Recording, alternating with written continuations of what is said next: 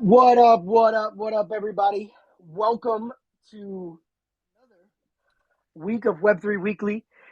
Super excited to be here. Today, we're supposed to have Noah, the new founder, the new man in charge of Gutter Cat Gang. Apparently, he's in surgery today, which, um, when we confirmed this last week, he did say he would be here, but I'm not sure the details. So we're trying to get Noah on. If he can't make it, all good. We'll have him here next week and we'll do our thing regardless. So, anyway, welcome, guys, to another amazing week. We started doing this a couple months ago. It's a collaboration space between just some amazing people. If you guys can pop down in the bottom right hand corner, um, retweet the space. We've got 7 reposts every week. When we ask people to repost, we end up getting the numbers where they should be, a couple hundred. And we've had just some incredible spaces here with Bridge Three Labs and Alfie together. We've had some of the biggest founders in the space. We've had some of the biggest collectors in the space, and we're fired up. I mean, we always start off these spaces with the Bridge Three Labs boys. So I'm going to throw it over to you guys while we see if we can get Noah to jump on. If we can't get Noah on, we'll still have an amazing little roundtable discussion. I see my brother had hippies on here, Eco Boy. Maybe just have a discussion about Web3 and where we think things are at, and we'll grab Noah next week, worst case. So anyway, we're trying to hunt him down. The word on the streets is that he had surgery today. So hoping everything went great for him and hoping he can come. And with that being said, let's throw it over. B3L guys, how are you? Hey, thanks, Poppy. You know how it is. Thursday. Love being on the spaces. Hope you guys are doing well. I think we're just gonna do the classic Borchilla first, then Rotes, and then if anything, we'll take some questions at the end. How you doing, Borchilla? What's up? How's everyone doing today? It's a glorious Thursday. Hopefully, it's pretty weather where you guys are at.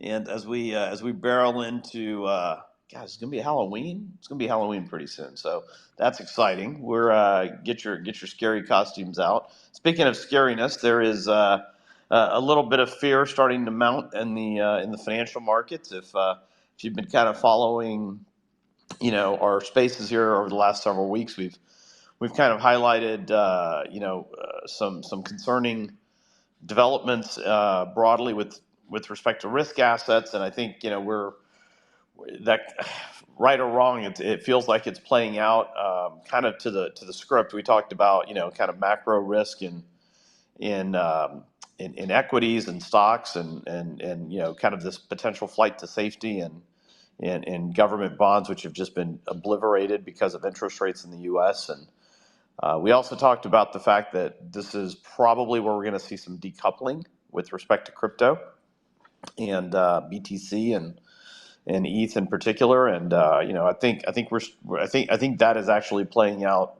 almost exactly as we had forecasted. Today I think you got the S&P down 45 or 35 or 40. I don't know. It's moving around, but Powell kind of did his daily dose of we're going to be data dependent. We're going to drive this U.S. Vehicle, U.S. economy truck using the rear view mirror with historical data and be data dependent, which begs you to question the fact that data lags. We know what's going on Main Street. People are losing jobs. Mortgage rates are at 8%. Credit card interest rates are at 21%. People aren't buying and selling houses because no one wants to pay 8%, can't afford it. Affordability is at a low. So, not really sure how this game is ultimately going to resolve itself.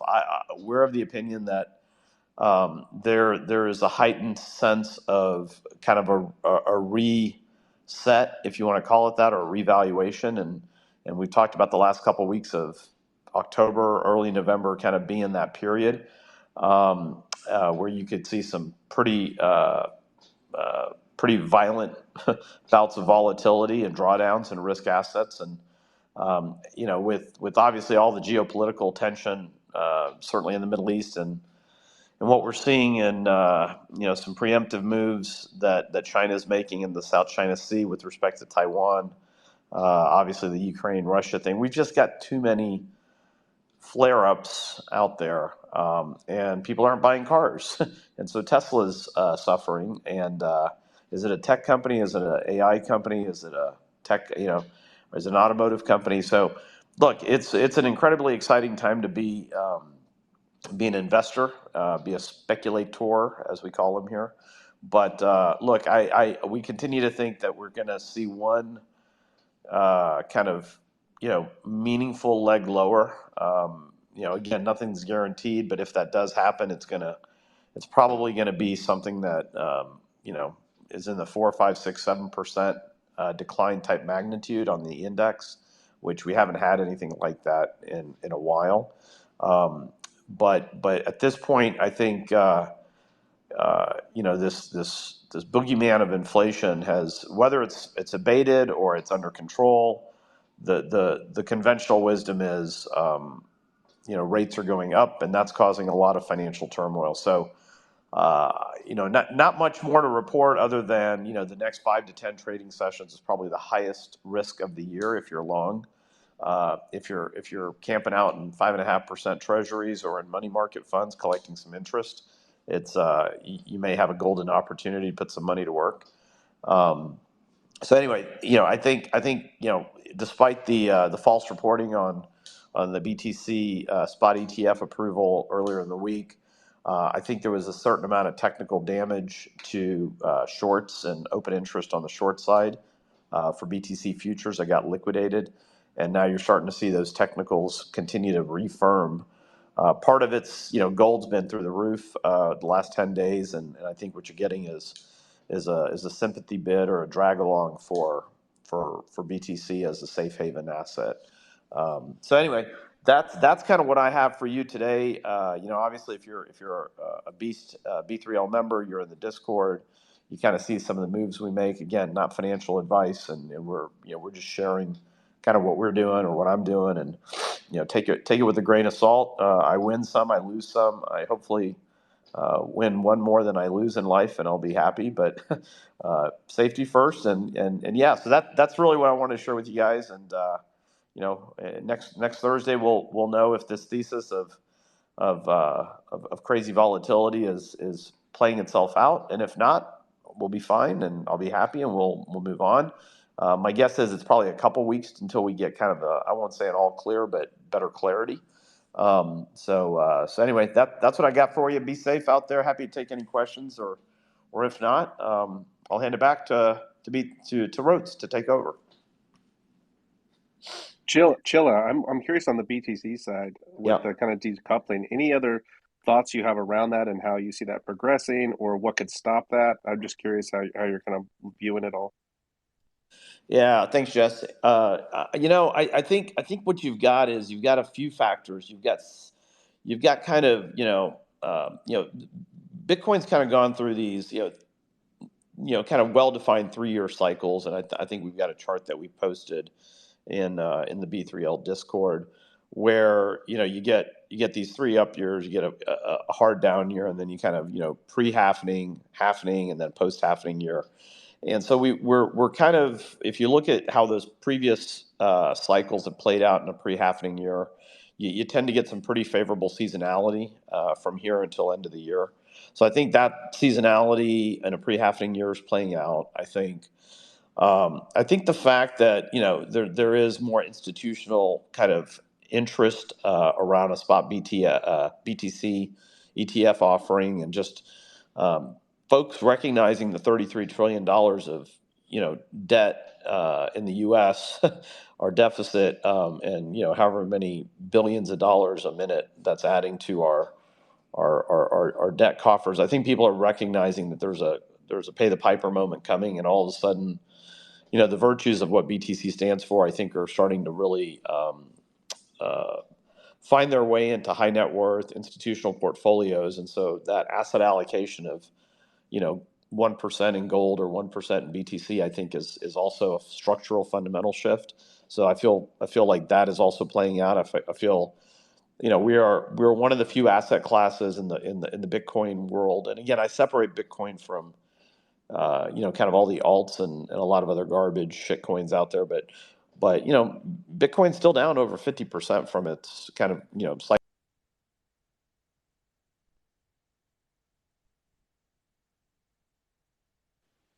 Did we lose In Chilla? bonds, which can you guys hear me? You're good. Yeah, I think you're good now. Yeah, I think there was a call coming in, and I ignored it, but maybe Elon's got to get that functionality in Spaces sorted out. But now, look, I think Jesse, it's I think the technicals are lining up. I think people that needed to get flushed out, a lot of the leverage is out. Obviously, NFT volumes and so on and so forth. I mean, it's just the space is a little washed out. I think all that hype and euphoria is kind of faded. And now you're going to probably, and again, I don't get too cute on the technicals, even though Bitcoin does adhere to some technicals. There's also a lot of games that can be played. It's an unregistered asset class. And so you have exchanges and other folks that can manipulate in the short run, force stops, create kind of force some stop losses and run in certain ways. So I've learned over the years that it's too cute to try to get a bunch of leverage and try to do it. So structurally, I see the trend as flat to up. I think as we get through the end of this year, get into the first quarter, that flat to up becomes up to more up. And then at some point, probably middle of next year, we're probably in a parabolic mode is what my expectation is. Awesome. Thanks, Chilla. You bet. Rotes, sir, you're up next. Hey. Yeah, hey everyone, how's it going? I actually spent a little bit of time here today just going back and listening a little bit to the discussion that we had last week. Just kind of refreshing really where we were last week and what some of the identifications that were made at that time. And I think it's important to be cognizant of that and also not hesitate to go back and listen to spaces, etc., that's going on in the space, even older content, because there's always interesting information and nuggets that do occur. Why I came back and listened to that is I thought there was some really interesting calls and whatnot that was made, and kind of defining that sometimes there's a little bit of alpha along with the alpha in these spaces. So what we did talk about last week, obviously GutterCat and that GutterCat acquisition, we talked about that positively and really kind of the idea, the strength that Noah had as a potential kind of leader for that collection. A lot of people got on board with the GutterCat brand and kind of the nostalgia of that brand and the project itself. At the time, I think it was probably in a 0.6 to 0.8 ETH range when we were talking about it. It did make a pretty substantial run up to 1.5 ETH. It has since retraced to about 1 ETH, which I think is a kind of a fair mark at the moment for the collection as the building begins, so to speak, which is great to hear. I'm hoping we get to hear from Noah. If not, then we can definitely ad lib and talk about a lot of other interesting things. And then also Windsor Yawanawa, we talked about it a lot, but I think this is really an important story and narrative for a strong case to art and art NFTs and how they kind of bridge the gap from our little world of NFTs into art and more of a mainstream kind of audience. Rafik has been pretty impressive at some of the spaces that he's been able to bring those NFTs to. At the time, they were sub 10 ETH. I'm not sure exactly where they were at. They were in the 6 ETH range this time last week, but they might have been a little higher. They did go on a pretty substantial run up to about 14 ETH. Now, that was driven by a bit of positive activity in the reveal, but also some farming activity.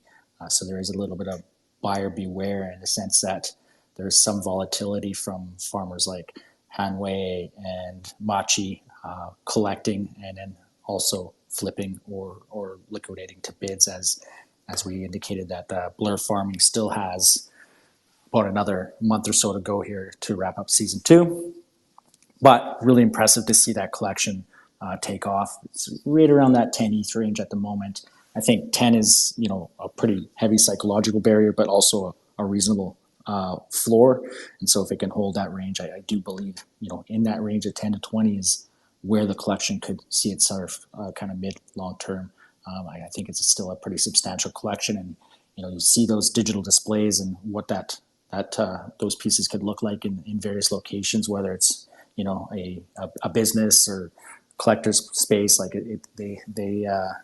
they're impressive.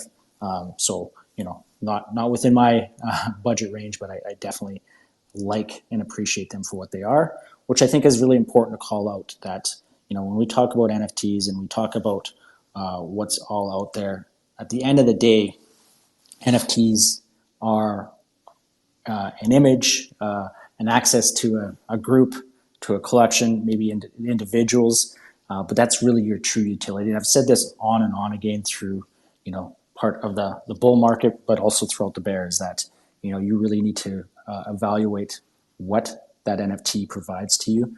If it's not your PFP, then, are you getting any substantial value beyond that? And that's where you're going to make probably your best decisions. If you're only looking at it as a potential vehicle for flipping or whatever the case may be, then it's not truly what NFTs really are, right? You can only hold so many PFPs and act upon them without really just using them as a vehicle for trading. I see Jesse's put his hands up a couple of times. I'll take a quick pause there. I'm sure he's got something insightful to ask or comment. I was just going to say, Rotes, I think I'm in the WINS community, and I think that a piece that hasn't been highlighted enough is the importance of the physical side of the drop. The amount of energy that's going into people, because you get a signed print with each one, and that's actually, if you look at the stuff on the floor, almost all of it, the print's gone. And if you look at the stuff that goes for hire, the print hasn't been claimed yet. And I think we're starting to see this emergence of the importance of the art plus the digital plus the physical art side, because obviously we've seen a lot of digital physical with Nike and shoes and all that kind of stuff, but I feel like if you look at what's happening with Avant Art and even the Nina Chanel Abney to physical, the Punks to physical, I think what we're seeing is a huge demand where people want to own the digital, but they also want to have a representation of the physical in their home. And so I just wanted to double click on that, Rhodes, because I think that's a narrative that we're going to see emerging more and more. People want to live with this stuff. I bet you behind the endowments and the ticket sales at MoMA, I bet you their main driver of revenue is that store. And it's that if you see an emergence of all these the physical art collectibles. So I think that there's WINS. It's not only amazing artists, one of the best artists in the world, all that, but I think we can't overlook on this high end stuff, whether it's the Punks with Avant Art or Nina Chanel with Avant Art or WINS with the print. The coupling of those two seems to be there seems to be a kind of like a secret sauce that's starting to emerge around how to do that well. And I think that's part of the success too. So just want to throw that out there. Yeah, no, that's a really good call out. I recall, back in the day with the currency, that was an excellent piece as well, where they were intended to be burned for the physical claim. And I think, ideally now we're in a state where you get both, especially with a piece like Rafiq's, where, they lend so well to the digital form. But the physical form and the print of the still, I think, is also pretty cool. And there has been definitely a strong trend on the Avant Art. The first one was the Cherniak Ringers piece. That was pretty well done, and the quality of that release was really impressive.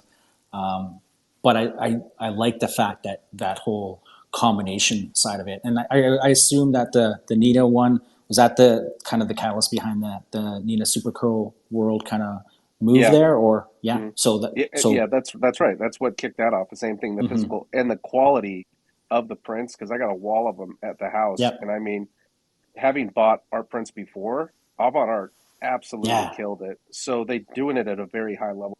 Absolutely, yeah. From what I've seen on the photos of those prints are phenomenal. I've seen you wearing your Nina out at the Kraken game, which is pretty awesome. I'm a low key Kraken fan as well, being from Oh, dude, we got season BC. tickets. So Come to Seattle. I got you. I, I, I was thinking that, and I was thinking, I got to find a way to get down to Seattle and meet Jesse, because I'm only a 5 hour drive away or a short flight away. I'm actually going to Vancouver next weekend to a hockey game. So for sure. But yeah, so like that's really what I wanted to highlight is finding your value of that NFT, especially on the PFP side of things. And a lot of communities are finding ways to provide unique value or access or community to their members. Otherwise, it's the IP play. It's some of the additional stuff that's going on with these projects. I know recently, and I have now had to make an additional purchase, is that Sam has gone token gated with his NFT updates, which probably some of the best content that's out there. He puts in a ton of work, far more work than I'm able to afford the time on, and it has always been a kind of bit of an inspiration in terms of what he's able to do. So I think that's probably going to start to evolve because as collections look to find what they're able to return to their holders, some of that's going to kind of start to occur.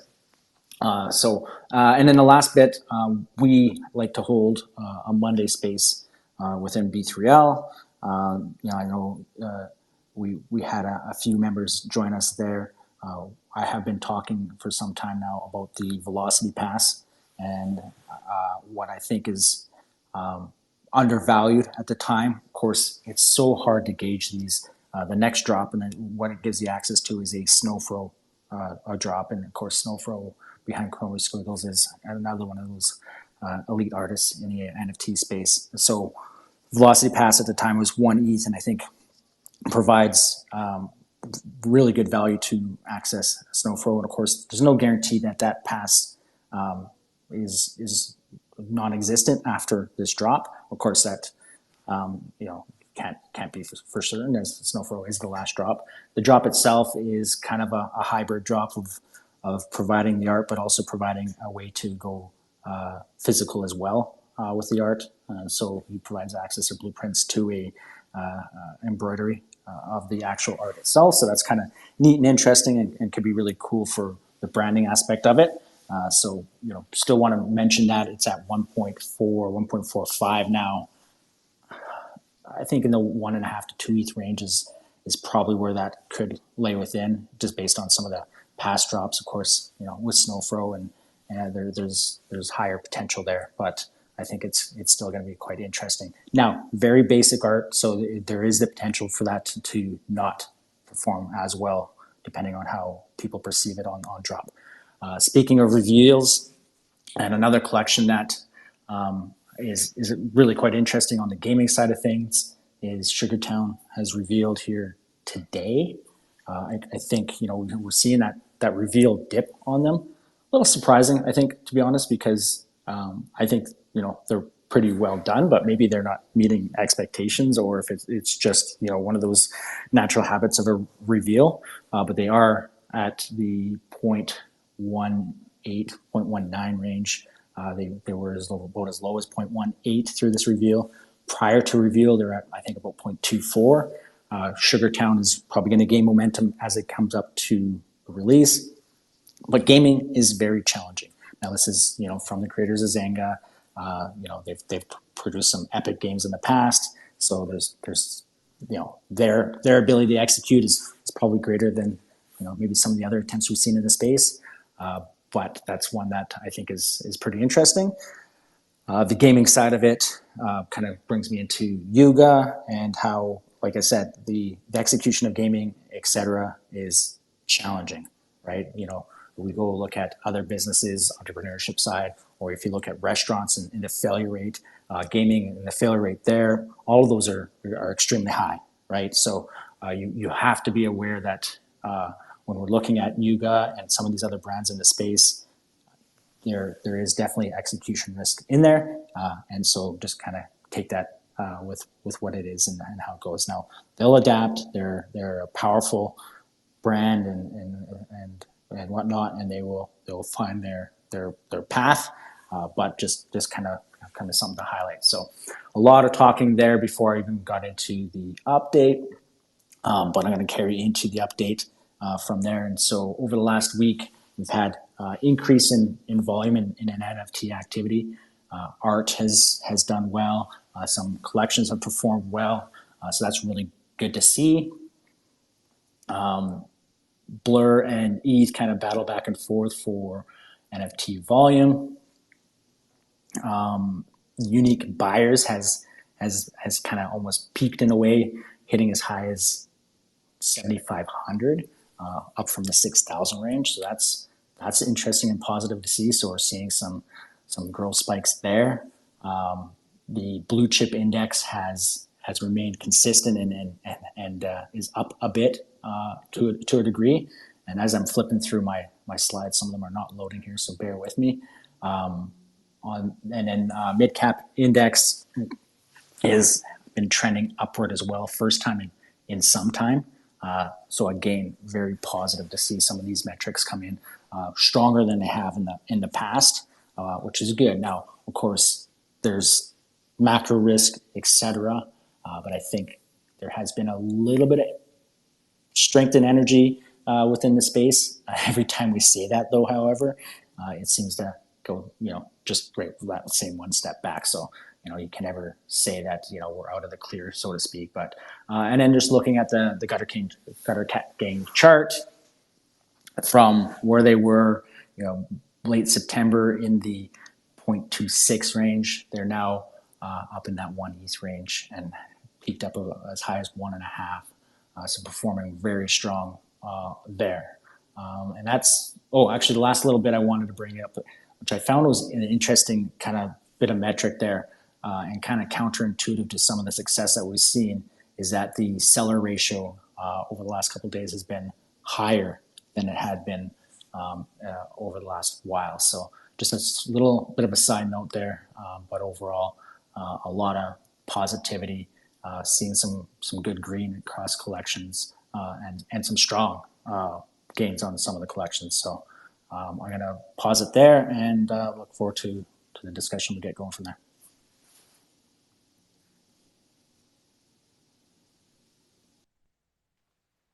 Dude, appreciate you guys. And Roach, great stuff. Jesse, great questions as always. So Noah is actually in surgery today, and when we spoke last week, both of us didn't realize that it was at this exact time. So talking to him now, he is confirmed he'll be here next Thursday, 4 p.m. and he's locked and loaded. So anyway, Noah's going in. He's doing a foot surgery. So if you're friends with him or shoot him a message, just wish him the best of luck. And we are going to have Noah, the new founder. He took over Gutter Cat Gang and that entire ecosystem, and he will be here next